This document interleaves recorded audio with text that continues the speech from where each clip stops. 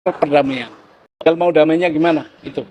Ya, karena ini adalah cacat bawaan. Bagaimana saya bisa damai? Bukan saya yang damai. Maka dia yang harus berdamai. Satu-satunya cara mundur. Saya mohon izin pamit.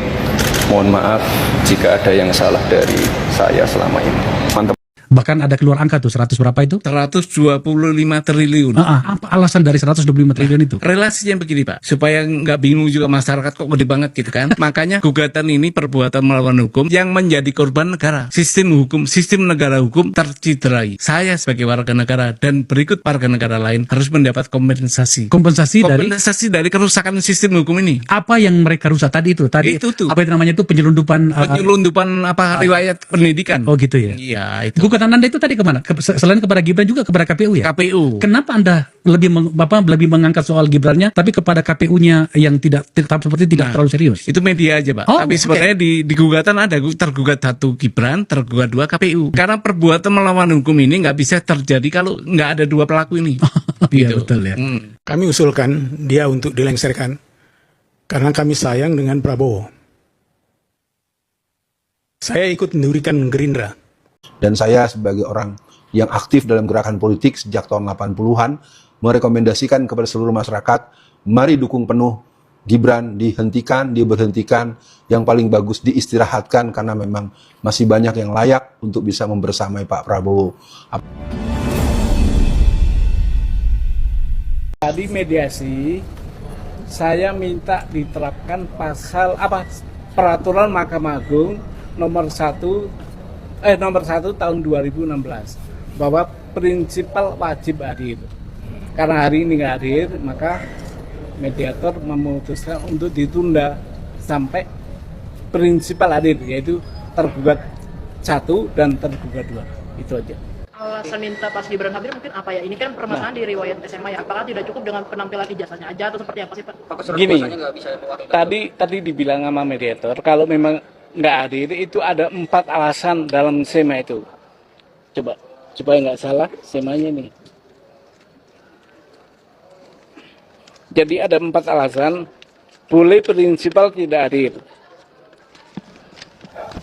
1, kondisi kesehatan yang tidak memungkinkan hadir dalam pertemuan mediasi berdasarkan surat keterangan dokter. Itu 1. 2, di bawah pengampuan orang tua atau yang secara hukum nggak dianggap tidak cakep lah ya. 3, mempunyai tempat tinggal atau kediaman atau kedudukan di luar negeri. Itu boleh. 4, menjalankan tugas negara, tuntutan profesi atau pekerjaan yang lain yang tidak dapat ditinggalkan. Nah, harus ada itu tadi kata mediator, kata hakim mediator ya. Itu. Berarti minggu depan dijadwalkan di hari yang sama. Minggu depan dijadwalkan hadir dan penggugat diminta untuk membuat proposal perdamaian. Itu. Mas, misal nanti minggu depan Mas Gibran datang, apa sih yang ingin mungkin Bapak perdalam? Mungkin apakah ada data-data khusus yang Bapak minta untuk dibawakan sekalian? Gini, karena data itu udah berserakan, udah melimpah di teman-teman ya, udah banyak data tuh ya. Jadi nanti kita simpel aja, minta nggak perlu data lagi, tinggal mau damainya gimana itu.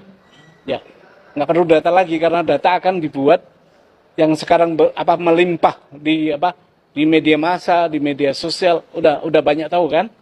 Nah, tapi nanti itu saya coba kalau sampai pembuktian, saya bawa ke ranah pembuktian itu. Ya. Jadi Bapak sendiri mau berdakwah tidak? Gini, saya berkali-kali menyatakan karena ini adalah cacat bawaan. Bagaimana saya bisa damai? Bukan saya yang damai. Maka dia yang harus berdamai. Satu-satunya cara mundur. Itu.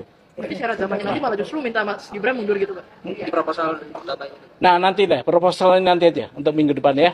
Saya belum buat gimana. Tapi itu yang saya gugat ini adalah cacat bawaan. Dari awal saya bilang cacat bawaan. Kalau saya damai dimarahi warga negara kan, ya kan? Bagaimana? Nah itu, maka satu-satunya cara karena menurut saya cacat bawaan di pendidikannya, itu pendidikan itu syarat subjektif loh. Jadi melekat. Kalau itu nanti bisa diselesaikan ya dengan cara apa? Ya sekolah lagi, kan gitu kan? Nah itu terlanjur menurut saya pendidikannya nggak cukup, undang-undangnya itu nggak cukup memenuhi itu ya. Oke, cukup ya. Oke, makasih, ketemu lagi minggu depan ya. Kami usulkan dia untuk dilengserkan karena kami sayang dengan Prabowo. Saya ikut mendirikan Gerindra. Ya. Saya bawa 26 pati dan kolonel untuk memenangkan Gerindra, untuk bisa Gerindra duduk di Senayan. Ya. Tidak untuk apa? Untuk Gibran, tidak. Gibran sangat jauh dengan anak saya, tua anak saya. Katanya punya ijazah di UTS, anak saya S2 di UTS. Saya sampai coba cari sana, ada nggak nama itu? Tidak ada. Ya. Saya inginnya tetap Prabowo silakan jadi presiden. Adik saya, dia 5 lifting di bawah saya. Ya. Saya masuk Akabri tahun 65. Mungkin keluarga itu belum membuat melitur kayu atau segala macam. Saya sudah mengabdi. 34 tahun saya mengabdi di ABRI dan sekarang sudah 22 tahun hampir pensiun. Enggak mengharapkan apa-apa. Cuman mengharapkan supaya kembali ke rel. Ya. Saya sebetulnya sudah membawa resume untuk bagaimana kesalahan sampai dia diangkat. Ya. Nanti saya serahkan pada Deaman untuk apanya itu, karena saya lupa membawa. Dan 8 itu kalau yang pertama dilakukan itu otomatis nomor 2 sampai nomor 8 itu harus dilakukan. Ya, tapi banyak pihak yang tidak suka. Karena kalau kembali ke Undang-Undang Dasar 45, partai tidak ada. Tidak ada. Sistem demokrasi kita tidak ada partai. Dan presiden seumur hidup. MPR menjadi lembaga paling tinggi. Siapa bilang? Karena itu Pak Harto, bukan Bung Karno. Tapi tidak ada. Juga bukan tidak terbatas presiden itu, terbatas. Cuman sistemnya tidak ada. Dan ini tidak disukai kalau kembali ke Undang-Undang Dasar 45. Nanti kita akan bahas soal yang poin 1. Tapi yang saya bicara soal poin ke-9 itu benar ada? Ada. Itu usulan daripada Habib Rizik. Bagaimana kemudian para purnawirawan ini bisa bertemu dengan Habib Rizik? Oh, kami putar. Untuk mendengarkan suara rakyat kami putar. Bahkan saya ini terlambat. Karena saya diundang oleh MUI dan Muhammadiyah. MUI dan Muhammadiyah? Maksudnya? Di belakang bertemu. Membicarakan apa Pak Soeharto? Ya? Membicarakan apa? Enggak, ya karena dia cuma mengatakan kami mendukung Pak Harto. Kami mendukung 8 poin itu? Yes. MUI dan Muhammadiyah? Iya. Ini bukan asal klaim nih Pak, atau perorangan? Tidak. Secara organisasi atau perorangan? Secara organisasi. Sorry, ini agak serius Pak, kalau bicara soal secara organisasi. Dari mana Bapak bisa mengatakan bahwa MUI dan Muhammadiyah mendukung Purnawirawan TNI 8 poin usulan itu? Secara organisasi pada Pak waktu itu bersurat kepada mereka, oh Pak, nanti kami undang Bapak bertemu sana. Tapi kami mengundang, tapi kami mendukung 8 karena itu.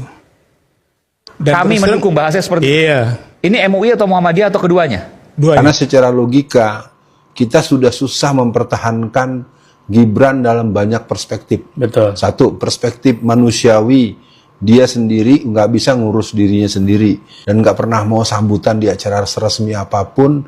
Jadi pemakzulan Gibran itu merupakan keniscayaan dalam sejarah Indonesia yang lebih baik, dan saya sebagai orang yang aktif dalam gerakan politik sejak tahun 80-an merekomendasikan kepada seluruh masyarakat, mari dukung penuh Gibran, dihentikan, diberhentikan, yang paling bagus diistirahatkan karena memang masih banyak yang layak untuk bisa membersamai Pak Prabowo. Apapun argumentasinya kita bisa dengar penjelasan Pak Ferry Amsari, kita bisa dengar Bang Refli Harun, kita bisa dengar para dokter-dokter dan guru besar tata negara yang mengerti duduk persoalan rata-rata secara umum dengan gaya dan pembahasan yang berbeda. Mereka menganjurkan amputasi secepatnya. Pemakzulan adalah kelogisan untuk negara yang berdaulat, negara yang punya proses dan prospek untuk menjadi negara yang lebih baik, lebih maju, dan negara Indonesia jaya. Begitu Bung kameramen. Bagaimana menurut kalian semua setelah menonton video-video ini ya? Ada beberapa video kita sudah putar dan kita sudah tonton bersama. Isu pemakzulan Gibran dan ijazah Gibran ini memang sangat menjadi kontroversi saat ini ya. Masyarakat tentunya sudah pada tahu apa permasalahannya dan bagaimana seorang warga yang namanya Pak Subhan Palal ini menggugat Gibran Rakabuming Raka, dan di sini digugat secara perdata tidak tanggung-tanggung, yaitu 125 triliun. Wah, ini kalau dibagi-bagi seluruh rakyat Indonesia tentunya kebagian juga ya. Nah, akan tetapi apakah pemakzulan ini atau sidang perdata ini atau gugatan perdata ini akan berjalan lancar atau berjalan mulus sesuai yang diinginkan oleh warga yang namanya Pak Subhan Palal ini? Karena tentunya kita tahu sendiri ya, walaupun di pihak Gibran misalnya yang salah, karena Gibran ini kan kita tahu ini adalah anak mantan Presiden RI ke-7 Pak Joko Widodo ya. Kita semua tahu dan banyak yang mengatakan bahwa Pak Jokowi ini memang orang yang sangat kuat, sangat yang luar biasa gitu ya, super power. Nah, apakah kira-kira sang penggugat ini mampu dan suara-suara masyarakat ini mampu untuk melengsarkan Gibran? Tentunya ini sangat sulit sekali, apalagi data-datanya misalnya masih sumir ya. Untuk saat ini banyak sekali yang minta dan menyuarakan agar Gibran ini mundur dan ingin dimakzulkan. Dan buktinya hingga saat ini pun tidak dan belum terlaksana. Memang sungguh sangat sulit ya, karena ini bukan hal yang mudah untuk memakzulkan seorang wakil presiden yang dipilih secara konstitusional, yang dipilih oleh masyarakat, yaitu 58% seluruh rakyat Indonesia. Tentunya seperti itu ya teman-teman ya.